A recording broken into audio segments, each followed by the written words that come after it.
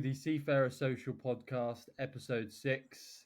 After some extremely annoying technical difficulties, me and Gordon are now there. Hi, Gordon. How are you?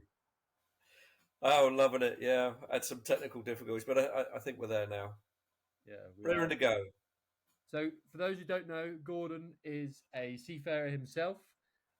He has had the experience of Royal Navy to Merchant Navy and now works in renewable energy. Which is pretty fantastic offshore. And he has become a prevalent name within the seafaring space, especially in the wellness side. I've spoken to numerous seafarers who have spoken extremely highly of Gordon. He has around 20,000 followers on LinkedIn, and I'm extremely honoured to be able to speak with him today. So, hi, So, Gordon. Let's get straight into it. Can you tell me a little bit more about your transition from Royal Navy to Merchant Navy? thanks, Carl. It's great to be here. Yeah, I don't know, transition. I actually served in the Royal Navy twice, so that's a that's a bit odd, people might think. When I joined originally in the Royal Navy, it was like a job for life, 22-year career and that, but times change, and the post-Cold War dividend was they were going to build more roads, trains, and hospitals or something, so they had a downturn, and I had the opportunity of taking some time out from the Royal Navy and did, but then went back again. So to start the story, really, I was 5 years old, I think, when my family took me to the coast to Weymouth and Portland, where the Navy had uh, or conducted Navy days in the summer. So it was like your summer trip out to go and see these big ships. And I thought that's what I want to do: sail around the world, see these all these other countries that I only knew by name. Um, so joining throughout my schooling, and then joining the Navy. I joined at 17 and decided to go for submarines. I think I was looking for the challenge, and as an engineer, there was going to be no higher challenge other than NASA, I guess. And this came about, I guess, from a really early age when I was about 5, when I went to these Navy days and thought, that's what I want to do. I had a grandfather who had a big garage with all the tools known to mankind in there, and I thought, what do all these do? So over the years, he taught me to work with metals, plastics, or the new polymers that were coming out. We were not in the digital age, so it was all hand tools, and the challenge was to try and create or perfect something out of material. So I was led towards an engineering skills, and I thought when I came to leave school, unless NASA signs me up, there's not going to be another or more challenging environment to work in, I guess. So I chose submarines, which is a bit mad, but you've got to be a bit special, a bit crazy special to want to be in submarines anyway. So yeah, that's how it came about, really, to for my starting off in submarines, and it was mainly because with no logistics, no backup, no communications. When you sailed and you disappeared under the water, that was it. You had to have the mindset to get on with everyone, the resilience. You were trained and well, fully aware of your mental health and well-being before that term became popular, before the pandemic. And yeah, being locked away like that was a bit like a prisoner, but it taught you a lot about yourself and other people. And without doing a degree in psychology, you got pretty damn good at knowing how other people ticked and how you did, more importantly. So I think the first case in that is knowing who you are, really, so that you can operate in those extremes with your colleagues at work. And I had a good naval career. So the transition part of it came about, I guess, with the end of the Cold War and the dividend, and I got an opportunity to take an early redundancy. So I basically sort of semi-retired on the first occasion and was looking for a job. I had a very short job in electrical and electronics engineering onshore, but it was months, literally just months. And another guy got a hold of me and said, "Oh, would you be interested in going back to sea on seismic vessels?" So cut a long story short there, that's what I did. I took that opportunity and thought, right, what does this mean? I knew what seismic vessels were, all the banging noises when I was in the submarine. You could hear where they were doing oil exploration, which is basically looking at the geology of the seabed. And I thought, yeah, this is good. So I went out and was basically an engineer, became a senior engineer, and then principal engineer for them. And that was with TTS and the company that was known as Raycor, or Raycor Decker at the time. It then became Talis Geosolutions. But over those period, I did surveying, party chief roles for the offshore industry, research, looking at the seabed topography, some geotechnical work, environmental. I did a whole host of construction jobs as well, and I did that for about 7.5 years. And then another crux in life came about where, again, if you're used to transitioning and going, where the employment is, it was a case then that the Second Gulf War was ramping up. The oil industry was going in its sort of 5 yearly peaks and troughs.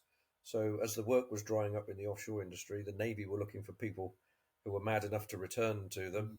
So I said, yeah, why not? So I actually signed back up, put the uniform back on, got the rank that I was, did some upgrade training courses on the new land attack Tomahawk cruise missile and navigation systems that were on there, and then went back into submarines and did, I guess, from 2000, early 2003 to 2000, early 2008.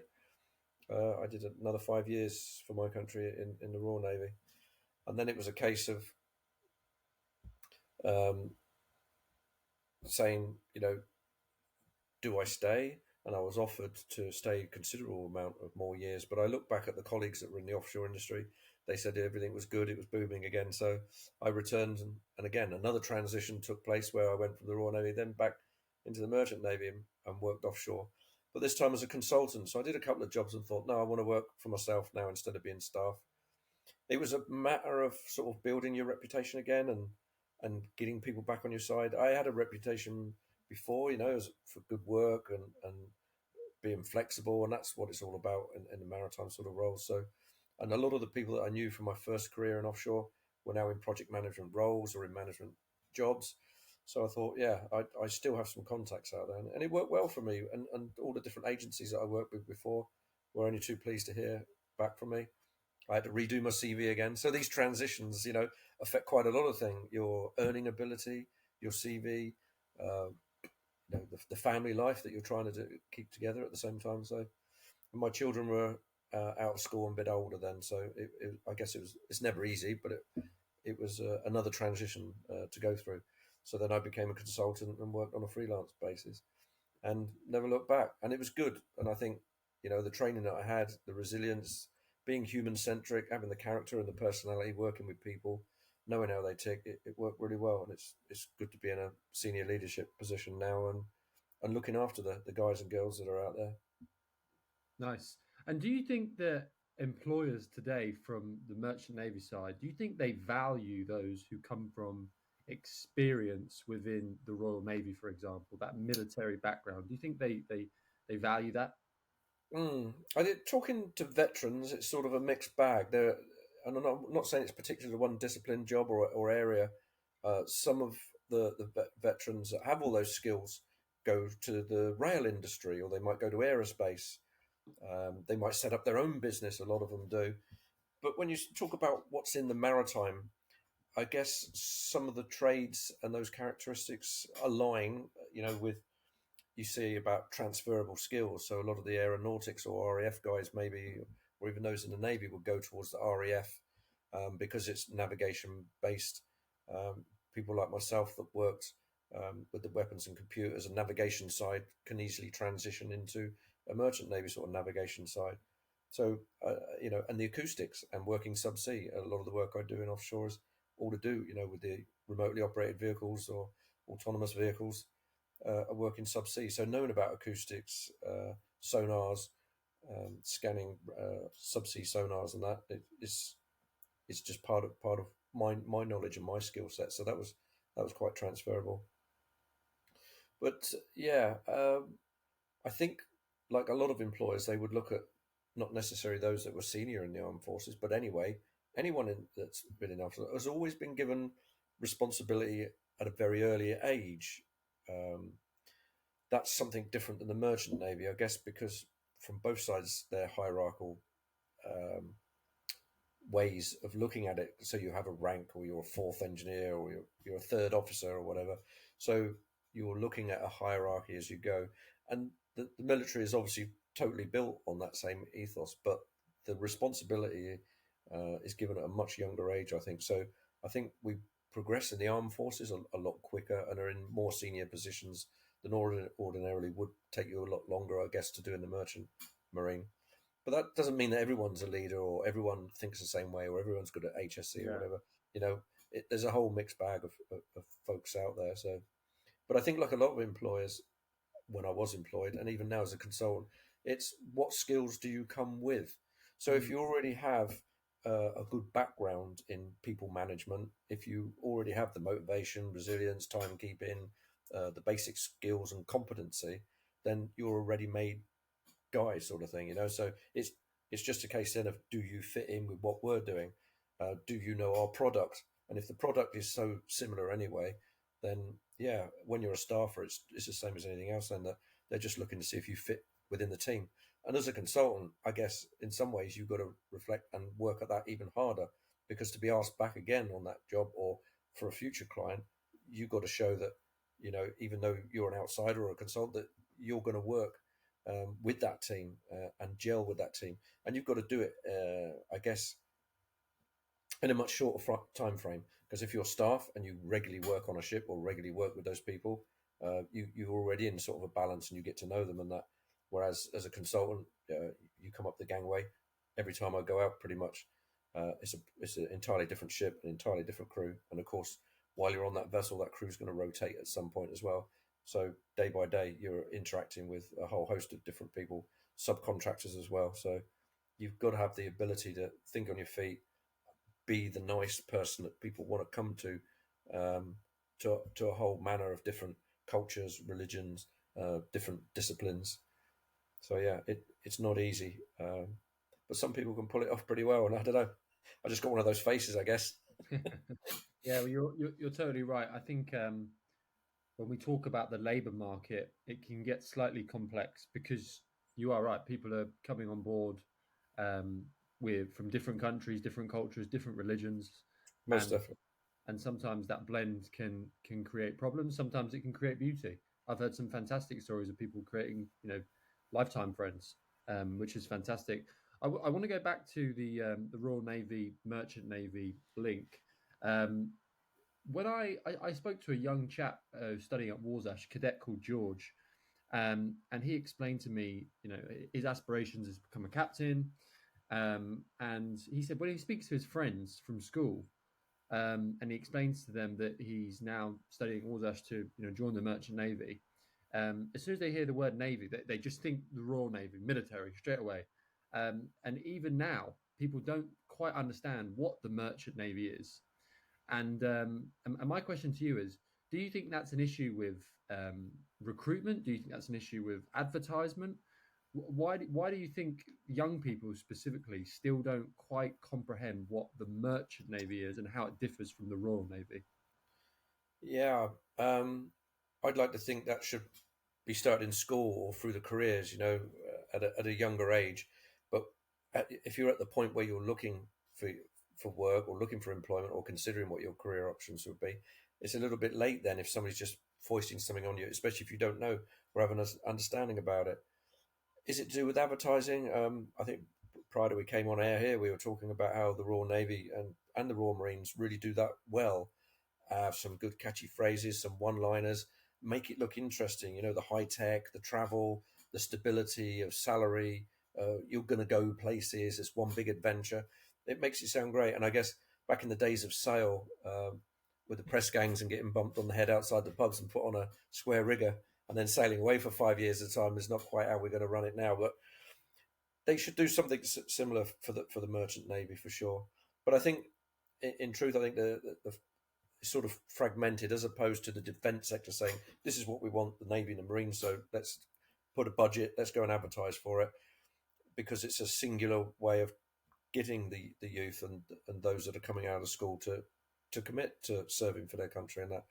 But I think in the merchant navy it's different, because we, although they're fantastic schools, colleges and universities that we've got, they're not all pulling together. They're all doing a different thing. They all have a curriculum to follow. So whether you want to be a deck, an engine, or an ETO, or you're going to do something separate and go and do ocean science or hydrographic surveying, for instance, for the offshore industry, then none of that's joined up. You've got to know a route of how to get there and follow a route that best suits you. So I mean, I did some academic work 2022 that completed last year in 23 about the future submariner and about the training that we currently do and how it needs to adapt and become a lot more flexible. And it's got to be, in some cases, a bit hybrid as well. The blue economy is massive, and if we think of just the merchant navy as just a deck officer or an engine officer, we're missing a big slice there because the dynamic positioning, both in environmental programs or oil and gas or the renewables industry with the offshore wind farms, means that there's a whole host of different sort of careers and disciplines that are required for that. Blade repair, uh, rope access Yeah. technicians, marine mammal observers, operating compressors and mechanics with bubble curtains for noise mitigation in the environment. Um, I've mentioned coastal science, and those that are working with uh, sustainability and the biodiversity that we've got, and the marine parks. There's a whole host of there's 1,001 roles and jobs that you could do that are all merchant navy related in some ways, and the cruise industry, of course, which post pandemic now has bounced back and is a multi-billion-dollar industry. And of course, those ships don't just need navigators, deck or engine officers or ETOs, the radio. They have pursers, hotel and accommodation people, croupiers, entertainers, nurses. Um, yeah, just a fantastic range of opportunities and jobs. And I think if there was more a joined up way of advertising those opportunities, I think people would be more aware of them. I've been fortunate, and I worked pre-pandemic face-to-face in schools, educating the children with my passion of the maritime about all the host of different jobs and roles and things that you can do. And there is a job for everyone. You don't have to be degree qualified. There are apprenticeships that get you in there: boat building, naval architecture. Um, but those that don't have a degree or just get the basic GCSEs, there's always other avenues of joining the maritime. Yeah. And then during the pandemic, the Inspiring the Future program went very much online then, and that was excellent at being able to, of all age ranges. So I went junior schools, secondary schools, and some sixth form colleges, even an all girls school that I entered once virtually and discussed about the whole variety of different careers. So I think once you educate the children about the whole variety of different careers, maritime being one of them. The thing that I get, as a challenge to do that in the first place is the overriding success when you've broadened horizons basically and inspired children that are due to leave school, thinking of what their careers are, to think outside of their village or town.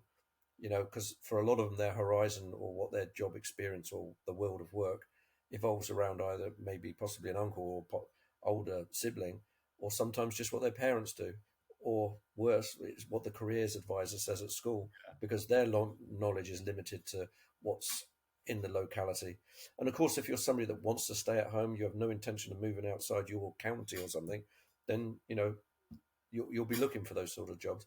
But those children, and I'm sure there's still thousands like me that left school, wanted that adventure, wanted to do something different, wanted to be part of something bigger than themselves, not the rat race or the 9 to 5, but going out there and actually taking on the world as a challenge. And I think some of the children that do the gap year or are fortunate or affluent enough to do a gap year between university, I think some of that is quite mind changing. It at that young age, something like that and an experience like that does mean you mature overnight and you get to see the wider world, all the different people, cultures, religions, and things. There is a lot more out there than what's just on my doorstep. I would like to do something different. And I think if the Merchant Navy Training Board and the specific MET colleges and universities thought more along those lines, I'm sure most of them do, but if they were to come together and make an advertisement to that effect, you know, because I think for most of the colleges and universities, until you get the youngsters actually turn up on the open day or something like that, and you get the right person in front of them that enthuses them, that inspires them to do this and think about a maritime career, it's a hard sell from day one. Whereas if you do it earlier in the school curriculum, during careers or outside of that, or through programs like Inspiring the Future, or more recently Careers at Sea has come back again, which is fantastic post pandemic. So it's nice to see that that's happening, and a lot of my maritime colleagues are going into junior and schools and colleges, and promoting the maritime as a fantastic career for all sorts of disciplines. So yeah, Yeah, I it's mean, you're totally right. It's such a big industry. I think sometimes when I sit down with my friends who aren't in the maritime industry and they ask about, what's the revenue model for, a cargo tanker, and you really break it down to them, how much money Maersk will make from one trip from China to Los Angeles. You're like, yeah, actually, this is mind blowing. How much this is a $1 trillion business, yeah, um, with so much money, and it's a safe industry as well. I know the cruise industry got affected obviously by the pandemic. Well, all industries did, but trade must go on always, and trade will always be by sea unless Elon develops some crazy aviation that changes that. I just can't see it happening. Um, we're all be on hoverboards or something, aren't we? yeah, Like who Back to the knows? Future or Who something. who knows? But one thing I think is really interesting what you said about advertisements is I've always had this idea that the shipping companies, and then the maritime organisations, your nautical institutes, your MRS, your arenas, etc., and then the schools, they should all work together to create some sort of campaign that attracts the next generation. Because I think nowadays, a big thing I promote on LinkedIn is obviously digital media, and how unfortunately the maritime industry isn't hasn't necessarily understood the full power digital media has nowadays. Nobody's really reading, my age anymore, is reading print, and people can be influenced by something, just a 60-second clip. Yeah, If you create something that's really impactful, someone can watch a 60-second clip and make a decision that impacts the rest of their life just off the back of one small piece of inspiration. you're you're, And you're doing it already, Carl. You're inspiring people because on LinkedIn when I see them, and you did that trip when you were around Birdcage Wall. Another one was outside the IMO. I mean, how many people know that the IMO is actually in London? yeah, That it's global what we do with the maritime, but the headquarters there it is in London. But not many people know. And like you mentioned, RENA Nautical Institute, IMRS.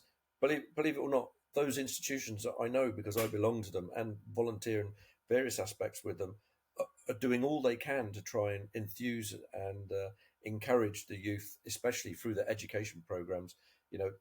To explain to them that the blue economy is massive. There is these big careers, and some are doing well. I know in Lowestoft, Norwich area, and that where the local college said, "Well, we know we've got these offshore wind farms coming on. You'll need crew vessels, so they need crewing, blade repair, operations and maintenance people, rope access people. We need them." So they went out of their way to promote those sort of roles because it was local industry, get the youngsters interested and then trained and then out on the job. And it's only when you can see people doing it, so the older brothers now doing it or the sisters doing it, that they think, oh, right, yeah, that's on my doorstep. I can see that they're yeah, doing it. They've got a good career. They're getting a salary. I want to do that as well. And then they pass the word through digital means. But you're right. I think if you go to the movie theatre or sometimes on the TV, you'll get the Ministry of Defence because they've invested in getting people for the Royal Navy or the Royal Marines from a maritime perspective. Great. The Merchant Navy Trading Board or the Merchant Marine ourselves in the UK just don't have that way of joined up thinking. And I did some research, believe it or not, in 2022. It was about the future professional mariner and what the skills and competencies would be. Because half of them we don't know now because we don't actually know with regards to autonomy and that what sort of roles there will be. But they will be changing. And I put a lot of effort into using the viewpoints of maritime experts, both now, which are in senior positions, which obviously got grey hair like me, but also some youth and some junior officers, so that I got a good blend because those that are in senior positions now are policy makers or are making things happen or will be making the grounds towards what the future will be. And of course, the youth in our maritime now are the future leaders. So the idea behind that was to be that let's see what their vision would be. And for sure, their horizons are much larger. So they've embraced digitization, autonomy, and how to make that work, rather than just saying, "Oh, that won't happen in my lifetime. That'll be another 10 years down the line." No, they're actually there saying, "Let's make it happen because it can." Um, so that's what I find really interesting, and a lot of it was um, all the academic work that I came out with. A lot of the answers were given, but behind the whole concept of a lot more of joined up thinking. We tend to be in the maritime, whether it's policy making, education, whether it's shoreside or offshore, seem to be siloed in the way that Mm, we do operations. The other thing that I think is we don't communicate well to an outside audience. We have lunches and dinners in London and we talk amongst ourselves, and it's a bit of a sounding room, So I think if we seriously thought, and the digital way is the most efficient, the most modern, and has the biggest audience, why wouldn't you do it that way? yeah, And I think that's where it's got to go. And what you're doing, I think, Carl, is just kicking that off. This is the start of something a lot bigger. And I think you know that yourself. So I'm hoping that with every success and every podcast you do, and the viewpoints that you get from those that are in the maritime now or those that are just joining, is a really excellent way, and it's an efficient way of broadcasting that we are a maritime. We're an island. We'll always have a maritime. And the shame of it is that for all the people that go on eBay or Amazon and all these parcels turn up on their doorstep, they have no idea where they come. They think it comes from yeah, the little white van that parks across their neighbour's drive or something. No, it goes all around the world all the time on these box carriers and these ships. All the energy when you turn the light on in the morning, you think that gas is going to come through there, or the water comes out, or the media that we're using now through in this case, probably satellite, but more often than not, subsea cables. So the energy system itself is all maritime based, or the vast majority of it is now as well. And as you see with the offshore wind farms and how we're now, in a more climate friendly and sustainable way, using offshore wind farms to power our houses, that you can actually sign up and get your utilities to your domestic household from a renewable source. yeah. Um, I personally think of all the industries, especially in the UK, but I would probably argue globally, it's the one that's maybe taken for granted the most, um, yeah, which I think, unfortunately, which is really unfortunate. But I think that there is an opportunity for change, because many other industries have done it. I know it's extremely complex. One of the big issues I found is sometimes getting the shipping companies to put their hand in their pocket. To be completely yeah, frank with you, yeah. 99% of the time when I speak to people, they say the only time you're going to get them, there's money there, but the only time you're going to get them putting their hand in their pocket is if it's benefits the bottom line or it's something to do with policies, Yeah, and I'm unfortunately, afraid that's the way, and I see that because the fundraising that I do in the maritime, I recently did, or last year, Mount Kilimanjaro. And people ask me, "What the hell did you do that?" And I think, yeah, it'd be better to have done it at the age of 18 and not 58. But the whole emphasis behind that was to raise money, as a fundraiser, to do something challenging, and it wasn't maritime because having been to the depths of the ocean, I wanted to go for height, so I went for height, and I'm just a little bit too old to go up Everest, but Mount Kilimanjaro, sure as hell, that was a big challenge. But yeah, for the Sailor Society and Safer Waves, it's thousands of pounds. But I can see where the money's coming from, and some of it is from people kind enough on LinkedIn to donate the price of a cup of tea or a coffee, but they're out of work and looking for work themselves. You know, None of the big shipping lines or shipping magnates or ship owners came forward and said, "Oh, we'll put a chunk of money in that or donate that yeah, for you." The agencies did, professional training areas did, but mainly it was the seafarers looking out for themselves and their fellow maritime community and donating on part of the maritime community. So it was seafarers that were doing it for seafarers. So we need to change that. And you're right, what you say. There's a case of maybe embarrassing some of the more affluent shipping lines and shipping management companies to say you could do more, could do better, and it need not be about your bottom line. It need not involve you getting an invite to a posh dinner with a member of the royal family in London or something. Why can't it simply be for the humble seafarer? yeah. Because they're the ones out there at the coalface doing it for you and making it happen. That's what I'd like to see. Hundred And percent, 100%. I mean, I think there are some great examples of companies out there that are doing great stuff digitally.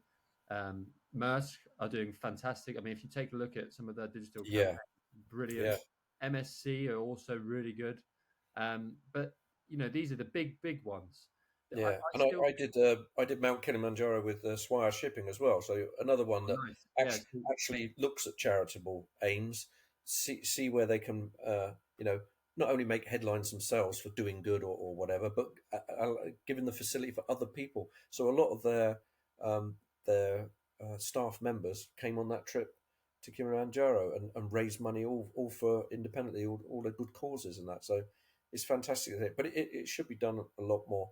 And just recently, somebody said to me, "Well, why do we have charity anyway?" And I think if we don't, and everybody said that, we'd get nowhere. So there is a place, of course, in the market. In utopia, you would never need charity. Everyone would be doing the right thing morally and with integrity to everyone else, and you wouldn't need it. But there are those gaps where charity fill that space, and a lot of it, as we've known from the pandemic, is to do with mental health and well-being, looking after seafarers, the missions that are in the ports and harbours, logistics sometimes. So all those little areas that make the seafarer's life just that little bit more habitable. That's where I think most of the charities that do the really good work, and I think it's viable and well worth and very enjoyable. Fundraising for them with them. Yeah, I totally agree. I mean, I recently ran the London Marathon for Sailor Society, Yeah, which was a fantastic experience. But one of the things I found really, really interesting, which maybe I was naive going into it, is that when you're speaking to Joe Bloggs, who's not necessarily from the industry, and you're shaking your tin at them and you're asking them to donate, and they click on your link and then they see the Sailor Society. What's a seafarer? You know, yeah, yeah, they're expecting it to be your yeah, typical heart foundations or your cancer researchers and all of those sorts of charities. Of course, they know that they probably have someone in their life or they've known someone who's been affected by. yeah, They don't necessarily have the education to understand the macro effect of seafarers. So I was almost having to educate while asking for money, which makes definitely, definitely the case. the transition Yeah, so much harder. yeah.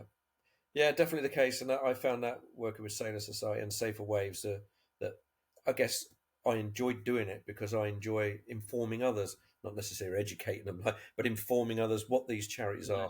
sure. That they're over 100 years old. That Safer Waves is working, for those people that are marginalised or um, you know, diversity related or bullying and harassment at sea. Because Safer like all Waves is work, a really important one. Safer Waves, yeah. Safer Society, and Safer Waves are very important charities.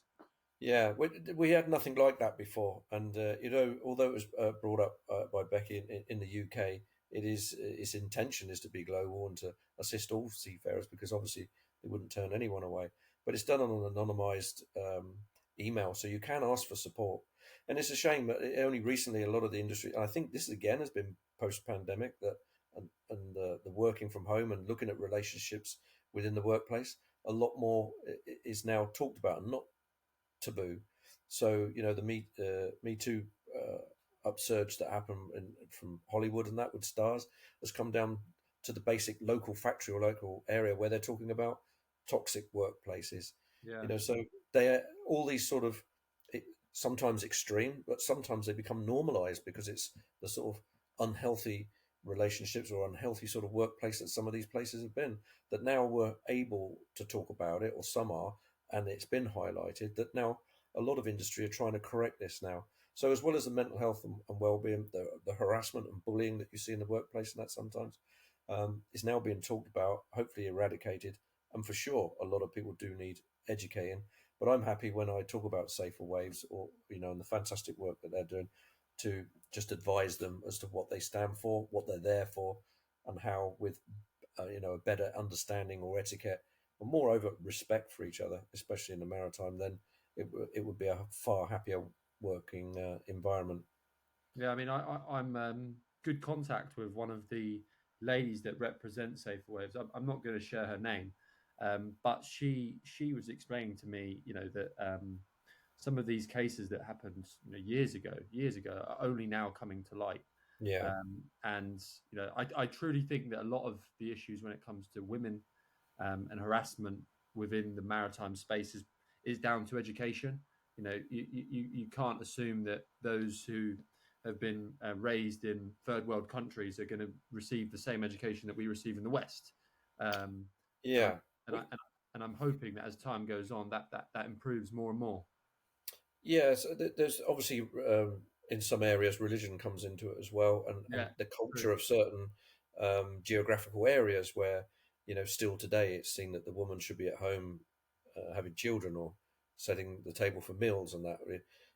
we also have to remember from from my white Western background as well that it wasn't too long ago in our history that was also sort Yeah. of thing where the man went to the pub on the Sunday while the ladies got the dinner ready. So I think in modern times now our attitudes rightly have and are changing, and some of us that like yourself are allies to the cause like that need to help what adjustment is needed, and I think that's going to be a good thing, always going to be a good thing.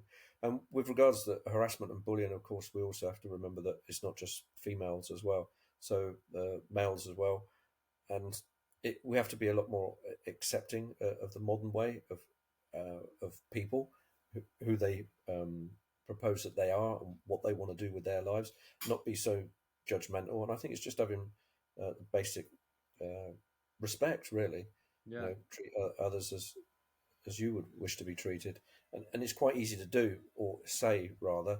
For some, it's going to be a transition in themselves of how they treat others, and I think we have to respect that the maritime is a more isolated area, not supervised or policed. It's different than going to an office in an office block where you would have other managers or line managers or other departments that you could go to with minimum manning, even on offshore vessels. I mean, I have some quite large POBs on my construction vessels, but at the end of the day, it for efficiency, obviously with safety in mind, these crews are now down to small numbers. So the levels of supervision or what happens and the conduct of people can, I think, spiral out of where it should be quite easily. And if you don't have the strength, or sometimes they're the perpetrators in the senior management on board, then it can go seriously wrong, has seriously gone wrong. And like you rightly said, some historical cases are now coming to light, because of the environment where you are on a ship in the middle of nowhere with no police force on that. Some suicides or people that went over the side or went overboard were not necessarily uh, suicide. And I think a lot of that in the fishing community and in Asia as well Yeah. is very problematic, and we're only sort of hearing the very surface of those Couldn't couldn't sad agree and more. tragic things. Couldn't Yeah. agree more. And another one that's quite close to my heart. My mother-in-law is part of the LGBTQ community, and she was an officer in the Navy, and Mm. spent half of her life having to hide her sexuality.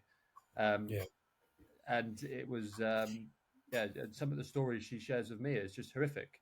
Um, Yeah. and I had the same experience because there were some ratings and very highly qualified officers that I served with in submarines that unfortunately their career came to an end, or they chose themselves to end their career through uh, being stigmatized, being hounded out, and that. So yeah, yeah, my like I said, greatest. she was promoted to an officer in the Navy, and she's led numerous marches in London, and she's done some fantastic work and still works somewhat for the Navy today. But and is very respected. But for for some, it was illegal at one point, and Yeah, and even now, there's still some that maybe have a difficult opinion and view which doesn't match necessarily everybody else's, which makes it no. difficult for those. So you're totally right. There's a lot of work that can be done. I just think maritime, unlike other industries, is slower to adapt in these sorts of things. Yeah, for much that we do, it's usually a decade behind. And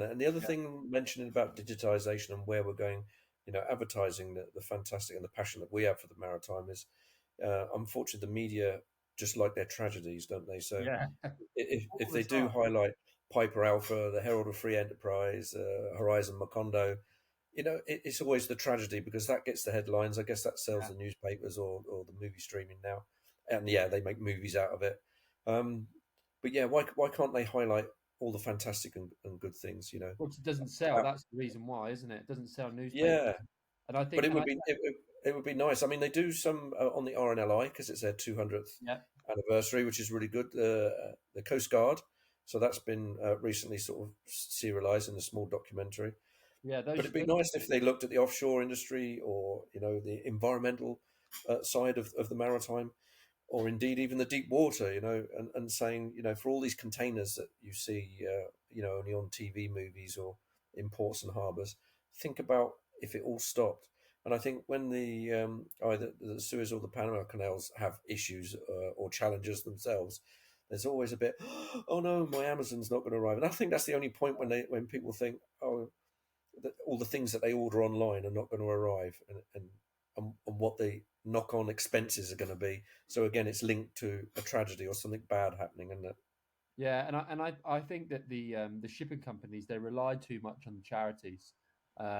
They could do, I think they could do a lot more themselves. I mean, I spoke to a gentleman couple weeks back in America, who represents lots of the seafarer based charities, and he was explaining to me, um, imagine they did like a Netflix documentary Yeah, series where one episode was in the Philippines, which is where I was first introduced to shipping myself. I spent 18 months in the Philippines, and that was my first introduction to the seafaring workforce.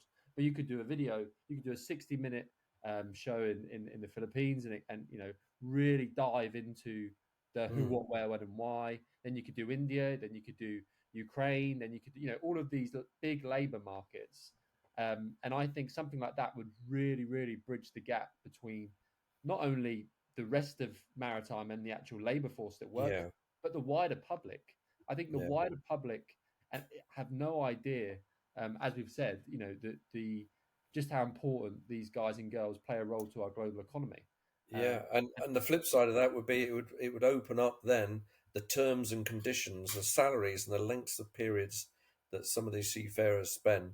Some of them without Wi-Fi, which everyone sort of takes for granted now. With contact with the family and that, and you think, how can this be?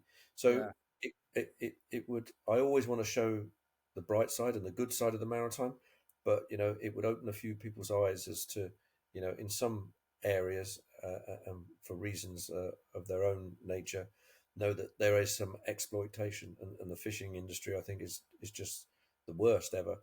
But yeah, and I yeah, think that's necessary, though, Gordon. I think there's not a single industry out there which is completely black and white and straightforward. yeah, Every, that's right. all industries have their rugged edges. Yeah, And I've also said in numerous posts, I don't think seafaring's for everyone. It's a specific career which is only for somebody with a specific mindset, similar to the mm, military. The military is not for everyone, but those yeah, who it is for can excel and have a fantastic career. yeah. And I think there's a lot of transparency there in terms of the merchant navy workforce. I I couldn't also, agree more. I yeah, think we need to unblinkered eyes, as it were, and to meet those realities head on and say, yeah, it's a bit rough around the edges, and there are areas where we could do a lot better, and not least with the charitable sector. We shouldn't need to be fundraising for all these things. The shipping companies, as part of employment practice, and that should be able to provide these services to the seafarer for sure. And I think personally, from the private sector, there's a huge gap in the market for a business that has strong communications to the seafarers. Because you go back to what we were talking about earlier on, Mm. all of the maritime businesses, everybody that's trying to make money, they go to these big posh dinners around the world. There's one happening every weekend, and Yeah, I myself go to them as well. And when I speak to them and they show me these demonstrations of these fantastic technologies or these brand new wellness courses or whatever there is, um, the end consumer 99.9% of the time is the seafarer. But because they're not necessarily getting money from the seafarer, they spend all of their marketing budgets on educating the person who's going to buy their product from them, the shipping company, which makes sense. But mm. what quite often happens, I've seen it numerous times, is because they've spent all of their time and attention on just securing the sale. Once they have secured the sale, the seafarer doesn't even know how to use their product because the company Yeah, hasn't invested any time in the seafarer. They have no idea how these guys and girls think whatsoever, yeah. which I think Or is they a don't huge. ask the seafarer in the first place what they would actually want, and then they, Yeah, exactly. yeah, Totally agree. It's a huge then shame. they then they yeah then they create something that's quite alien to them all, and they don't know how to use it, or or because it's an app or online, they don't even have the bandwidth to use it. Yeah, I agree, and I do think things will get better. We're seeing it. I know they keep talking about Starlink, and I know it's getting rolled out slowly. It's not a it's still not completely there. 90% of the seafarers I speak to are online for a couple of days while they're at port, and then they disappear for 2 weeks, and I hear from them again, and that's Yeah, just the reality. That's just the reality, and I think again, I do think that will get better. Um, but I think that people are releasing products sometimes, and one of the hardest when people say to me, "Oh yeah, we want to sell these courses to seafarers," I know firsthand that it's very difficult to sell things to seafarers because they're sick and tired of being sold to be honest. But what I will say is, if you are a company out there that have any interest in trying to extract money from seafarers, please invest in understanding these people first, yeah, because I promise you, they're not just going to be naive to think that your product is anything different to the other thousands out there. I know so many people that are course developers, for example, that are trying to sell wellness courses, etc. But I don't know if did they forget that all the charities give that away for free. you know yeah, so, so, so, yeah, so my question is, like, if you're trying to sell a course, um, you know, where is your value? Where is the value that you can provide that's not being provided elsewhere? Because trust me, these seafarers have, it's not the first time they've heard of it. They hear it every day, and most of the yeah. time they get it for free. And that's the way, and that's where charities are filling the market, if you like, and have the forethought, but they also have the research themselves, and have done so with the seafarers, and are in regular contact with the seafarers, so they know what the seafarers are like. So somebody from outside trying to achieve that, trying to reinvent the wheel, I guess, just isn't going to work, is it? No, it's definitely not. Um, and in terms of charity work, I know you've mentioned a little bit already. You climb Kilimanjaro, which is awesome. And I know you're doing something again or you've just done something recently. Am I right? For Well, Alzheimer's. we were hoping, myself and Sharon, as a colleague in the Merchant Navy Welfare Board, were doing a skydive, which is going to That be was videoed as well. And we were scheduled for the 2nd of May, but because we had lightning and storms coming in the UK, we rescheduled then to the 15th of May.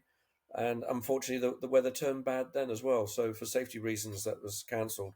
And I returned to my ship this coming week. So, we've rescheduled for July, but yeah, that's for Alzheimer's Research UK. And although it has the UK in the logo, it's because it's based in the UK. But like all research for Alzheimer's, it's shared internationally. So it's really nice that we've had from the charitable sector again, all the seafarers themselves and veterans that I know have kindly donated as a community, and we're nearing our £5,000 target, which is absolutely fantastic.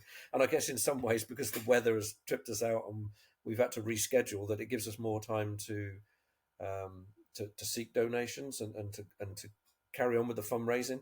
So that's really good. So we hope to make that target by the time we do the jump, and hopefully third time lucky, the British weather will be better on the 25th of July, and we'll do the jump then. But just as a snippet, just for your program, I'm already considering what I'm going to do for next year, and having, as a submariner and seafarer, moved away from sea level, as it were, or subsea, and went for the heights with Kilimanjaro, and then the skydive that we're doing is 15,000 feet. It's all been about, I don't know, inspiring others to go outside their comfort zone, to do something out of the ordinary. And for me, with a not too good with heights, it's been the extremes, if you like, to take on a challenge like Kilimanjaro and then a 15,000 feet skydive. But it's been worthwhile because people have risen, to the fact that this crazy ex-submariner merchant seafarer wants to do these crazy things, and the fundraising is fantastic, and the charities benefit, and that's my why, making sure that the charities get the funds that they need to keep doing the fantastic work that they do. So next year, I was thinking it has to be something different, and what I think I'm intending to do actually, Carl, is to move back to sea level, and it's going to be a mode of propulsion that I haven't used before, to do something quite extreme and challenging. But again, the charities will benefit. So I'm keeping that close to my chest at the moment. But after after the skydiving events are finished, and as we get sort of August, September time, I think I'll kick that off and start fundraising for 2025 with my next crazy adventure. So it might get your Yeah, viewers well, and that's listeners it's thinking hugely about what that inspirational, might be. Gordon. Because Yeah, it's when you consider the propulsion methods that I've used, like nuclear, electric, two-stroke, four-stroke, petrol, diesel, main engines, sail. I think in the maritime I've used pretty much every form of propulsion you can think of, and even as a scuba diver, using my own fins. But there's a method that or a mode of transportation that I haven't used before, and I think I'm going to go for that as one of those crazy challenges. Hopefully, raise a pot full of money for some favourite charities again as well. sounds fantastic. I look forward to hearing more information about it. And Gordon, you're always welcome to join me on the road and hit the marathon, London Marathon, if you fancy it. We can run it together if you still got the when legs for it. when I was younger, I used to do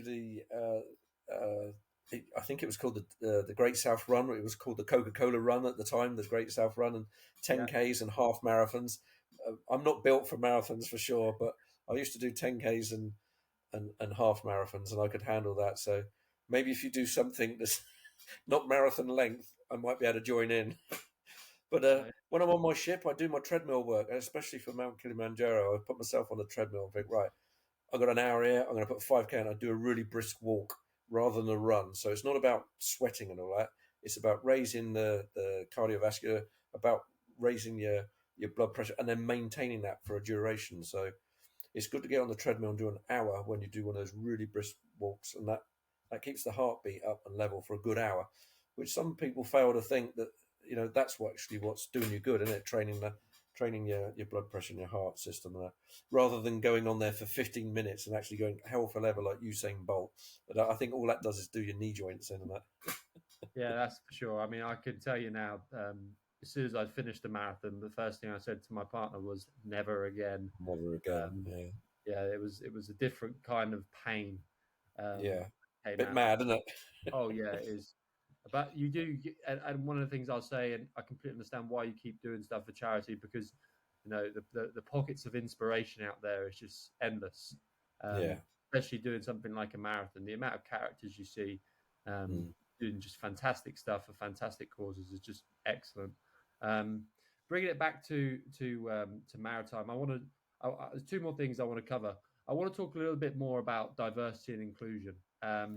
In particular, I want to talk about women in maritime. Now, I know we've spoken about Safer Waves, which is a fantastic charity, but as you'll know, just a couple of days ago, it was the International Maritime Women's Day, which is a fantastic celebration. However, as you also probably know, only 2% of seafarers are women. Do you think that this is something as time goes on will change? And how many fantastic female seafarers have you come across in your career? Oh, loads, and that's why I'm like an informal ambassador for women in maritime, and have been from day one. I guess it came from being in submarines, which was at that time then all male, and then my transition into the merchant navy meant that I came across far more women, and in fact on the survey research hydrographic survey side a lot more, and working in autonomy a lot more, because for whatever reason the women in the STEM subjects especially seem to move into employment, whether they're a data processor, multi beam processor, online survey, marine mammal observers. I've worked with a lot more women, obviously, since my days in the Royal Navy, and one fine captain in particular, a Norwegian woman, one of the best captains I've ever worked with. Absolutely fantastic.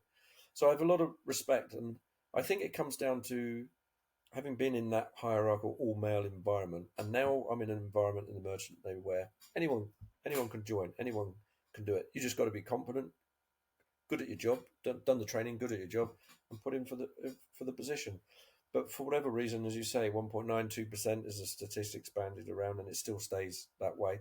And we can only hope that it gets better. I guess the IMO, in their reasoning, thought that a celebration for International Day for Women in Maritime was a great idea, and from its inception in 22, was it, or 21, um, as a member of the Nautical Institute in the Southwest of England branch, I celebrate that as well, and we have a presentation, and we invite a woman to address the audience and provide their part of the celebration by explaining how their career progressed went, good or bad.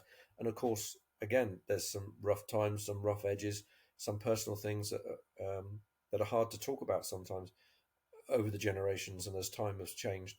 And yeah, the ladies that I invite are absolutely fantastic and show that there should be that diversity within the maritime, and no reason why it shouldn't be, because all the jobs out there are equally can be done equally as good with male or female, and it's really good to see. And last week we had that very same presentation, which was fantastic to celebrate women. You get obviously those the naysayers and why isn't there a special day for men in maritime? But I think they missed the point then. The old sea dogs and the sailors that say that they are a minority in most cases marginalised.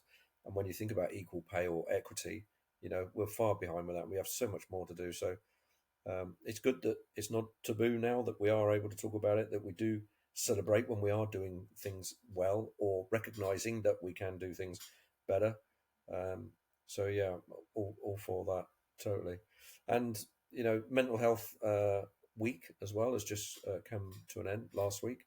So I think diversity adds to all those, and safety. If you have that diversity of opinion, that diversity of that comes together to create that culture, and if that culture is built on diversity, not just in gender but in thought processes and what you're doing and what you're out there to do, I think there's less likely that you'll get those inbred macho type where safety takes the bottom line because we're rough, we're tough, we can do this job anyway. There's that mellowing and calming effect, I would say, and that's not a stereotype, but women, I think, approach things sometimes different, and especially when it comes to a challenging situation within ship handling, for example, or a solution that needs resolving. So I think that's what adds to every team, and I think that's what makes teams at the end of the day. If we were all of singular thought, all the same mindset, all the same gender, all wore the same clothes, you know, we might as well be robots, and you're just doing one thing, and you're probably doing that one thing badly and doing it badly multiple times. So yeah, Couldn't agree more. Well so that's said. why I've supported Safer Waves from its inception, both financially and through fundraising specifically, and supporting the team that work on that. And it's a real honour to be able to do that. Yeah. Yeah, and I totally agree. It's fantastic to see some amazing women in the industry from every country. I've met fantastic seafarers from India, Philippines, and the UK. And it's good to see more and more learning about the industry and are applying to become part of it. Final question, Gordon, from me is quite simply, what advice do you give to the next generation? My big thing is about marketing yourself, using LinkedIn as much as you possibly can to build your your professional profile, which is something you've done very successfully. But yeah, what advice would you give to next generation of seafarers, cadets coming through? Yeah, just has a million and one things to say there. Really, you've got a really long list. But some of the practical things that you just mentioned, I think, would be the same. Really, for practical issues, I'd say be open minded. Don't be blinkered into thinking there's one avenue, one way to do things. There are multiple ways. Don't think you have to have a degree to get somewhere or go somewhere. Don't think you have to go to that particular college to achieve what you want to do. If you have a dream, however big that dream is, make it happen. And I think the key thing there really is to have the motivation. If you're motivated, you will achieve it, because there's many ways to skin a cat, as we say, and you can do whatever it takes. And sometimes there's not a straight road. There's not an A to B to achieve it. Like I've done in my career, I guess, been around the buoy a few times, as they say, found other ways to achieve the same aim. It might have taken a bit longer, but that's part of growth. That's part of learning. So if you fail at the first hurdle, or like a lot of people are proposing now, you can only succeed when you learn by those failures. because in effect they're not failures, and that's a wrong word to be using. They're just examples of being able to of learning opportunities. So the practicalities are things like the social media, how you use it, be professional, be polite, do engage. It's not just likes, love arts, or whatever they are, or thumbs up and things. And that's not how I treat it. So at the beginning, I think you mentioned I don't even look at what I have 20,000 or something people that follow me. I don't ask for them to follow me. People wanted to link with me, or I thought that somebody's engagement or conversation was really nice, so I engage with them and say, "Do you want to join?" And it just so happens that over the variety of things I've done, whether it was my sort of later in life academic work, or my maritime career, or the veteran side, or the charitable sector, or the merchant navy, or the STEM subjects, or the passion for maritime and helping the children, all the different people out there in the social media world that engage like I do on that, I've linked with them. That gives me a good algorithm. That means I'm not in an echo chamber. I'm not just down narrowed looking at maritime and a specific discipline that I do, or engineering. It means I have all the gambit of all those people, and I learn. Every day is a learning day. And I'm an advocate as well for lifelong learning. So you might see that in my um, profile, or in my social media input, where I say it doesn't matter what stage you are in your career or how senior you think you are. People salute you or call you sir. Every day is a learning day, and that's how it should be. So I encourage anyone to take on education at any stage in their life or career, and yeah, being keen and helping others. But I think the overall thing I've gained, or what I would say to anyone and the generation, is do widen your horizons. Don't believe it just because somebody tells you. So um, yeah, go Thank out you. there, be motivated, and make it happen yourself. Thanks, Big Gordon. wide world out there. Be a part of it. Yeah, couldn't agree more. Thanks, Gordon. This fantastic advice. Great way to close this. For those of you who don't follow Gordon, give him a follow on LinkedIn. He's not on any other platforms. Um, That's it. but do check him out because he provides a lot of value with the conversations he's starting, commenting and sharing on his LinkedIn platform. I, for one, as a young person within the maritime industry, have found great value in following Gordon. So I'd highly recommend that anybody out there who watches this gives him a follow. And good luck with all your future charity endeavors. And finally, enjoy being back on ship. Take care. Thank you very much. Be kind out there. If you're using social media, always be kind. Thanks.